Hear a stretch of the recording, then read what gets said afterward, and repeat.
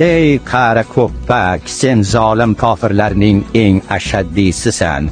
Maktubingda bizni qo'rqitib, hiyla bilan chuv tushirmoqchi bo'libsan. Sen o'zingni Alloh yo'lidagi muhojir deb o'ylaysan, bizlarni esa nohaqdan qon to'kuvchi kofir hamda meni munkillab qolgan jangchi deb bilasan, chova. Usmonli sultonlarini ajamlarning podshohlariga o'xshata ko'rma. Men shaharlarni zabt etayotganimda sen tovilar orasida yashirinib yurgansan. Sen chol uchun bu juda kulgili taxallus. Men umrimning 40 yilini jihad qilishga bag'ishlagan odamman.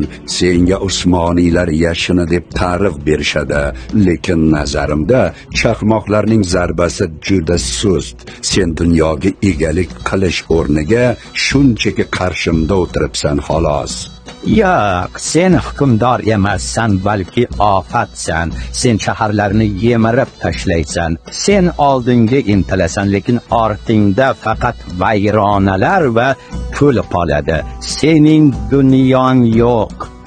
Sen esa bo'ronda vovullayotgan, biroq uni shamol uchirib ketishini anglamagan ko'r itsan. Hoy chol, men chodirlaringni yondirib, suyaklaringni sahro bo'ylab yoyaman va nomingni yer yuzidan o'chirib tashlayman. Devorlaring seni himoya qiladi deb o'ylaysanmi? Senga itoat etgan askarlar abadiy yashaydi deb o'ylaysanmi?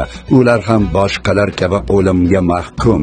Ertaga ular ham o'zlaridan oldingilar singari mag'lub bo'ladilar.